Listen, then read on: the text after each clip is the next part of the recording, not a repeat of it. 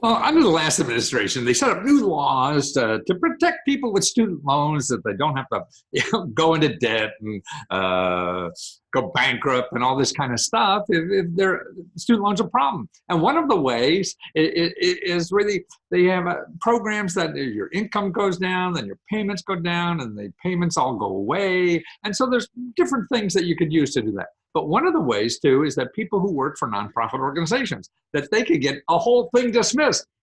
And what happened was that this administration came into town, what they did, oh, no, you can't do that. And so they changed the rules. After you agreed and wrote a contract on one, they're changing it. So I don't know how you can change a contract, but who knows. But anyway, what people are doing are fighting. And there's stories now coming out. Now, here's 3 people who had student loan forgiveness they thought they had, and they changed, the government changed their mind, so they took them to court, they won. So they fought them.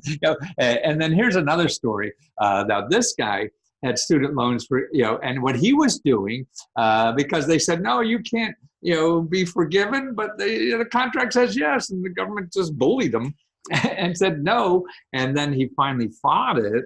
And what he was able to do is get back all the money that he paid earlier. That's right. So he got the money back that he was paying to student loans. See, so that's a possibility. So you got to check that.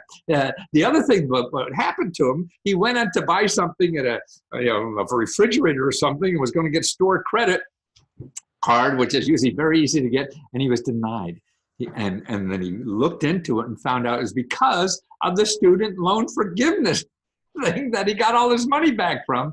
The student loan collection agency or whatever put bad stuff on his report, and so he had to fight that. And this story about that is interesting how, it was the people collecting the money for the student loans are worse than the government. And they're so screwed up, they want you to send information to a post office box and everything. It was crazy.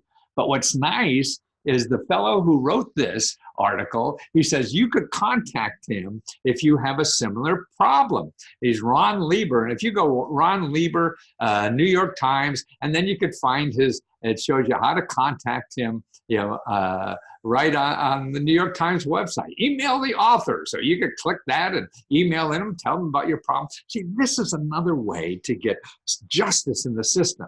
See, people react to being ashamed. So you shame them publicly. you get action. Yeah. So that's why you can get media to talk about it or even help. See, so that's another way to fight this. Otherwise, you're going to hire a lawyer. They're going to charge you tens of thousands of dollars or hundreds of thousands of dollars or whatever. They want to make a lot of money helping you, right? But there's other ways to do it using the press, media, which, nobody wants to be embarrassed going to church on Sunday. Oh, I read about you, your government agency, and they said they were screwing this poor little guy. Nobody wants that, right? Or another way to fight these people is through a nonprofit organization. And they're the people who are advocacy for people who can't afford, to spend tens of thousands of dollars on lawyers. Now, here's one for student loan debt, okay? It's called a Student Borrower Protection Center. Student Borrower Protection Center. And so protectborrowers.org is the website. Remember, you're only looking for .org when you do this, or .gov. And another thing on student loans, you could always contact consumerfinance.gov. Consumerfinance.gov, file a complaint with them. It's free, and it takes two weeks, for them to investigate. And they'll contact the company screwing you over and everything. And that may or may not work. So if it doesn't, you have places like this to turn. See, the whole thing about solving problems in life is not to expect there's one magic answer to every problem. No, there's a million problems, a million solutions, and billions of people. So there's all different ways to do it. And your job in life is when one way doesn't work, you got to find another. So how creative can you be to find another?